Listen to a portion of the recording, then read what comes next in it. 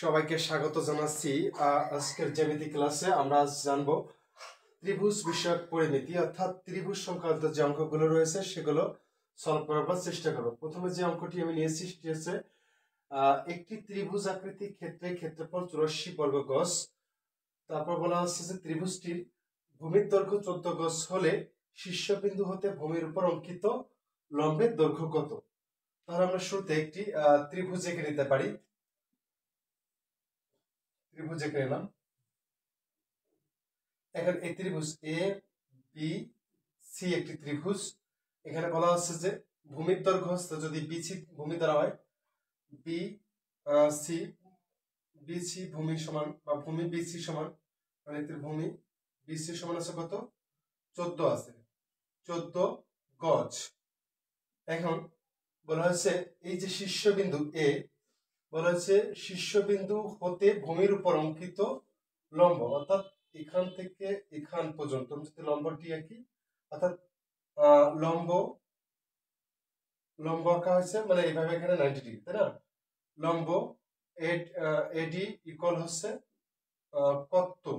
কত গজ এটা।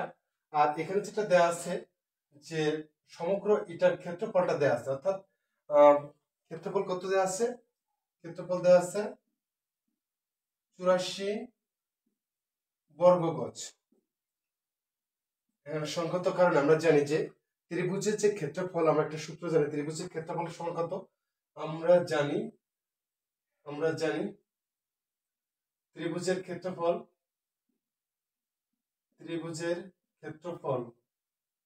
সমান হচ্ছে হাফ ইন্টু ভূমি গুণ উচ্চতা। এইখানে এটি লম্ব বা উচ্চতা, এখানে লম্ব বা উচ্চতা। তাহলে কি হয়? এখানে ত্রিভুজের ক্ষেত্রফল কত দেয়া আছে? 84 বর্গ গজ। এটা মান বসিয়ে দিলাম।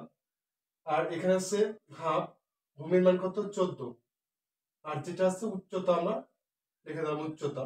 যদি উচ্চতার সমান যদি এই চিত্র অনুযায়ী নিই, তাহলে কোথায় এটি লিখে দিতে পারি। তখন এখানে কি হয়? এটা কাটলে 7 হয়। আর এই 7 যখন এই পাশে কাটবো, 7 বারং 84, অর্থাৎ এটির সমান কত হবে? এটির সমান হচ্ছে 12 গজ। এখানে এটা টোটালটা হচ্ছে কত? বি থেকে সি পর্যন্ত হচ্ছে 14 গজ। আর এখানে যেটা পাবো, এ থেকে ডি পর্যন্ত পাবো 12 গজ। সঠিক উত্তর যেটা 12 গজ, অর্থাৎ উত্তরটি হবে কত? 12 গজ। উত্তর 12 গজ। অঙ্কটি পড়ার সময় মনে হচ্ছিল অনেক কঠিন হবে, কিন্তু যখন চিত্রের মাধ্যমে সলভ করলাম, বা একটা সূত্র আছে, ত্রিভুজের ক্ষেত্রফল সমান হাফ ইন্টু ভূমি গুণ উচ্চতা, যে সাধারণ যে একটি ত্রিভুজের যে ক্ষেত্রফল সেটা হচ্ছে এটা দ্বারাই আমরা নির্ণয় করতে পারলাম। কারণ মান দেওয়া ছিল, কি মান দেওয়া ছিল? ভূমির মান দেওয়া ছিল, আর একটা ক্ষেত্রফলের মান দেওয়া ছিল। তার তিনটি জিনিস, ক্ষেত্রফল, ভূমি, উচ্চতা, দুটির মান দেওয়া থাকলে একটির মান বের করা যায় অনায়াসে। সেক্ষেত্রে আমরা যে কাজটা করেছি, ত্রিভুজের ক্ষেত্রফল সমান হাফ ইন্টু ভূমি গুণ উচ্চতা। আবার বলছি, প্রশ্নটি চেয়েছে একটি ত্রিভুজ আকৃতির ক্ষেত্রে ক্ষেত্রফল 84 বর্গ গজ দেয়া আছে। ত্রিভুজটির ভূমির দৈর্ঘ্য 14 গজ হলে শীর্ষবিন্দু হতে ভূমির উপর অঙ্কিত লম্বের দৈর্ঘ্য কত? আমরা উত্তর পেয়ে গেলাম 12 গজ।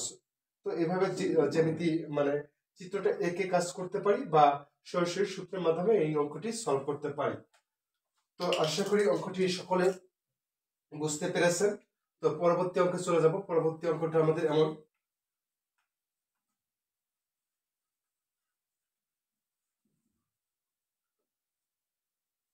একটি ত্রিভুজের 3টি বাহু দৈর্ঘ্য, একটি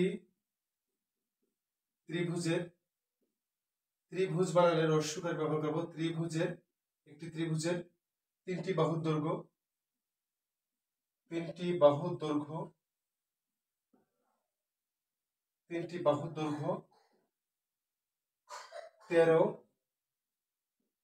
14 এবং 15 মিটার। ত্রিভুজটির ক্ষেত্রফল কত? ত্রিভুজটির ক্ষেত্রফল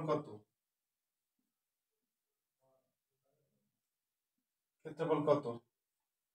এখানে যদি এভাবে আঁকি, একটা আছে কত, এভাবে আঁকলাম,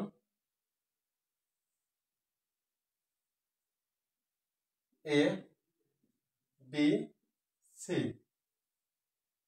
ত্রিভুজ আঁকলাম। এই ত্রিভুজে 3টি বাহু আছে, 3টি ভিন্ন ভিন্ন বাহু আছে, অর্থাৎ একটা আছে 13 মিটার ধরে নিলাম, এটা নিয়ে নিলাম 14,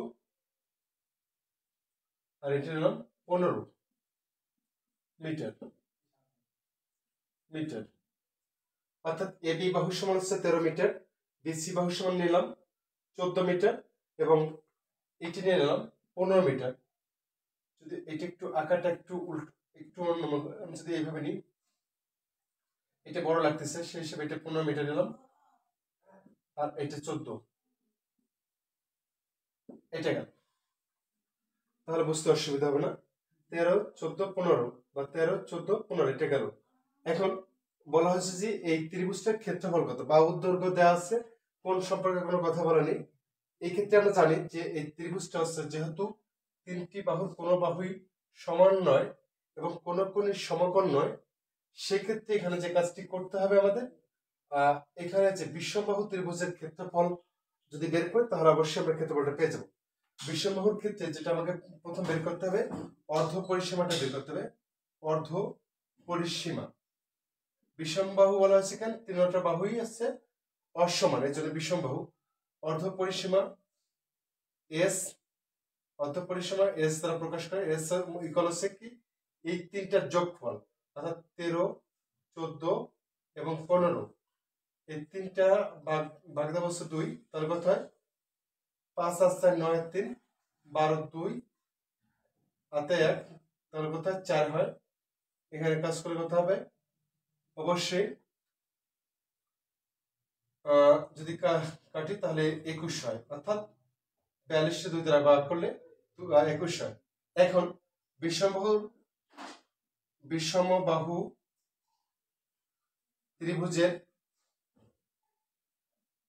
ত্রিভুজের ক্ষেত্রফল আমরা জানি √s into s minus a s minus b s minus c, √s minus, এসটা হচ্ছে অর্ধ পরিসীমা, আর এখান থেকে যদি আমি a ধরি, অর্থাৎ এটা a এর সমান হচ্ছে 13, এটা যদি b ধরি 14, এটা যদি c ধরি তাহলে 15। এক্ষেত্রে যে কাজটি করতে হবে আমাকে, অবশ্যই s এর মান কত, 21, তাহলে s এর মান যদি 21 হয়, এর মান কত নিলাম, 13, আবার 21 মাইনাস b এর মান হচ্ছে 14, c এর মান কত, 21 মাইনাস 15, এটা কাজ করতে হবে।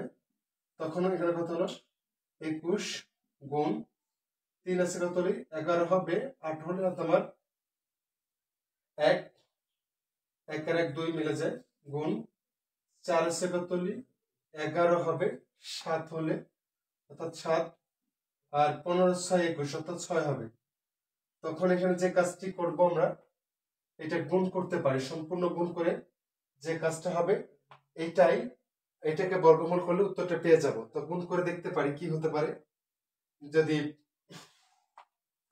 এখান থেকে একটু কমায় নিতে পারি বা দেখি কি হয়, যে 21 গুণ, আমি যদি এখানে কত পারি, 6 7 42, 42 এর সাথে 8 গুণ করলে কত হয়, 6 7 42, 8 গুণ করলে হচ্ছে 8 2 16 6।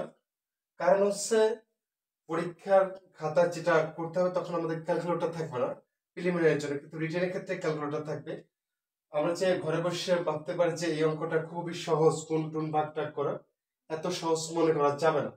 কারণ হচ্ছে সিস্টেম আছে এখানে, যেমন কমানো যায়, যে 4 2 8, 4 দ্বারা কমায় দেওয়া যায়, কিন্তু আমরা একটু চেষ্টা করি, 8 2 16 6, 4 8 32 আর 33 গেল, অর্থাৎ 336 গেল।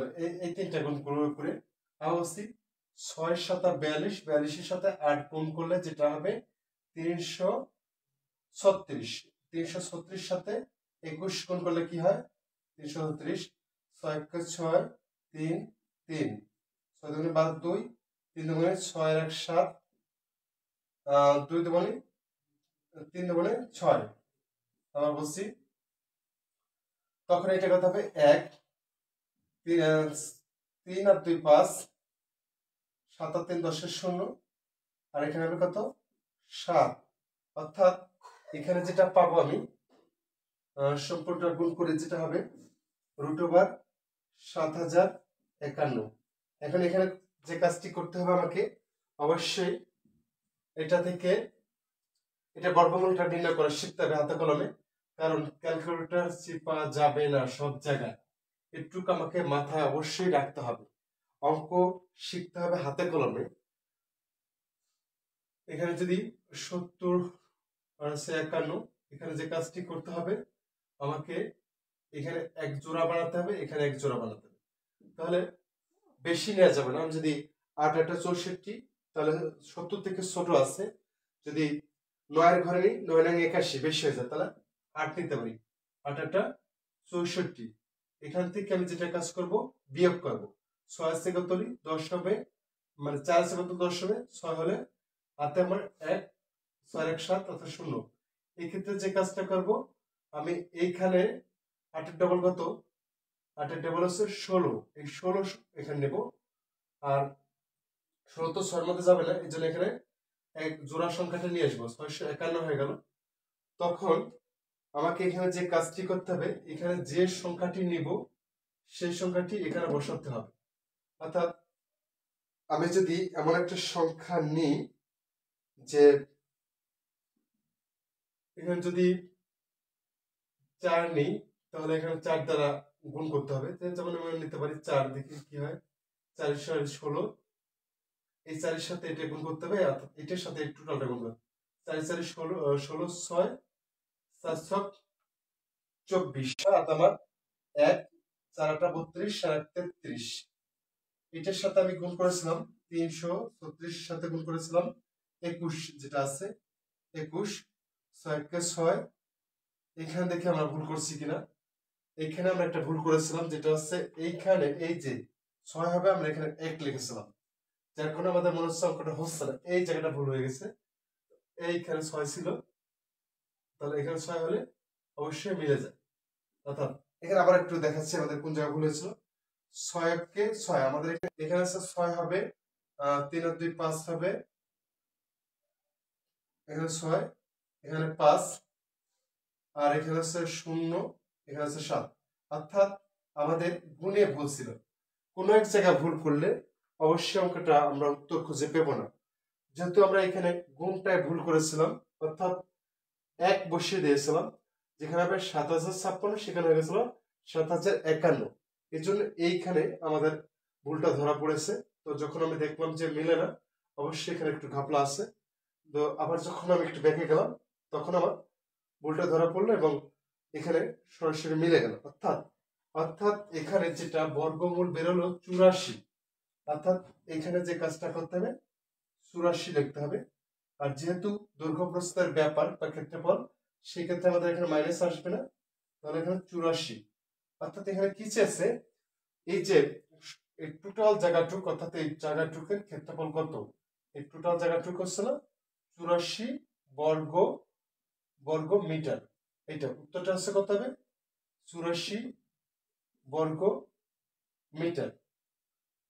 তো একটি অঙ্কের মাধ্যমে আমি যে কয়েকটি বিষয় লক্ষ্য করলাম, যে প্রথমে এটা একটা বুঝতে হবে যে এটা কোন ধরনের ত্রিভুজ। দেখে নিলাম এটা যেহেতু বাহুগুলো ভিন্ন ভিন্ন, তাহলে বিষমবাহু ত্রিভুজের দ্বারা আমি ক্ষেত্রফলটা নির্ণয় করতে পারি। যেহেতু ত্রিভুজের মধ্যে ভাগ আছে, বিষমবাহু ত্রিভুজ, সমকোণী ত্রিভুজ, সমবাহু ত্রিভুজ, সমদ্বিবাহু ত্রিভুজ, সমদ্বিবাহু সমকোণী ত্রিভুজ। তো আমাকে এই প্রশ্নটা দেখে প্রথমে আইডেন্টিফাই করতে হবে আমি কোন লাইনে এগোবো। তো আমি এটা দেখে বুঝলাম যেহেতু বাহুগুলো ভিন্ন ভিন্ন এবং এইটার ক্ষেত্রে এটা সমকোণী ত্রিভুজ হতে পারে না। অর্থাৎ এই বড়টার স্কোয়ার সমান যদি এই দুটোর স্কোয়ারের সমান হয়, তাহলে হচ্ছে এটা সমকোণী হতো, তাহলে মিলে না। তাহলে আমাকে এখানে হাঁটতে হবে হচ্ছে বিষমবাহু ত্রিভুজের ক্ষেত্রে। আবার যদি এখানে দুটো বাহু সমান থাকতো, দুটো 14 থাকতো, তাহলে সম্ভব হচ্ছে প্রশ্নটা দেখে এই 15 স্কোয়ার করলে যেটা হবে আর এই 13 প্লাস 14 যেটা করবে এই দুটো যোগ করে যদি এই মানটা সমান হতো তাহলে অবশ্যই এটা সমকোণী ত্রিভুজের সূত্র দ্বারা আমি ক্ষেত্রফলটা নির্ণয় করতে পারতাম। কিন্তু এখানে যেহেতু তিনটা ভিন্ন ভিন্ন বাহু দেওয়া আছে এবং যদি এই দুটো সমান দেওয়া হতো যে 13 এবং 15, সেক্ষেত্রে আমি সমাদ্বিবাহু ত্রিভুজের যে সূত্রটা আছে সেই সূত্রে যেতাম। আর যদি এই তিনটে বাহু যদি সমান থাকতো তাহলে যে কাজটি করতাম, অবশ্যই আমি সমবাহু ত্রিভুজের ক্ষেত্রে যে সূত্রটা আছে ওইটা দিয়ে করতে পারতাম। যেহেতু তিনটে বাহু ভিন্ন ভিন্ন, এই জন্য আমাকে সিলেকশনটা আগেই করে নিতে হবে মানসিকভাবে আমি কোন পথে এগোবো। অর্থাৎ বিষমবাহু ত্রিভুজ, বিষম মানে বাহুগুলোর সমন্বয়, এই ত্রিভুজের ক্ষেত্রফল নির্ণয়ের ক্ষেত্রে প্রথম যেটা করতে হবে, এখানে যে তিনটি বাহু আছে তিনটি বাহুর যোগফল দিয়ে যোগফলকে 2 দ্বারা ভাগ করতে হবে, অর্থাৎ অর্ধপরিসীমা অর্থাৎ এস এর মানটা বের হবে। এখানে আমরা পেলাম যোগ করে ভাগ করে যেটা পেলাম যে 21 পেলাম, অর্থাৎ অর্ধপরিসীমা এস সমান 21। এখন ত্রিভুজের ক্ষেত্রফল সূত্র হচ্ছে root over S into S minus A into S minus B into S minus C. তখন মান বসে যে কাজটা হলো, এখানে পেলাম 21, 8, 7, 6, এই চারটা সংখ্যার গুণ করে পেলাম হচ্ছে 7056। এটা যখন বর্গমূল করলাম অর্থাৎ ত্রিভুজের ক্ষেত্রফল এখানে বাম পাশে ছিল ত্রিভুজের ক্ষেত্রফল, শেষে পেয়ে গেলাম 84, অর্থাৎ 84 বর্গ মিটার। এই ছিল আজকের আয়োজন এবং এই দুটি অঙ্কের মাধ্যমে আশা করি যে জ্যামিতির যে ত্রিভুজ সংক্রান্ত যে অঙ্কগুলোর সূচনা করলাম, এইটার ধারাবাহিকতা যদি বজায় রাখতে পারি তাহলে অবশ্যই আমরা ভালো কিছু শিখতে পারবো এবং জ্যামিতি থেকে বেসিক যে নলেজটা সেটা অর্জন করতে পারবো। তবে তো সবাইকে আগামী ক্লাসগুলো দেখার আমন্ত্রণ জানিয়ে এখানে বিদায় নিচ্ছি। আমি রামপদ হালদার, প্রভাষক বাংলা, সরকারি বঙ্গবন্ধু কলেজ, গোপালগঞ্জ। শুভরাত্রি।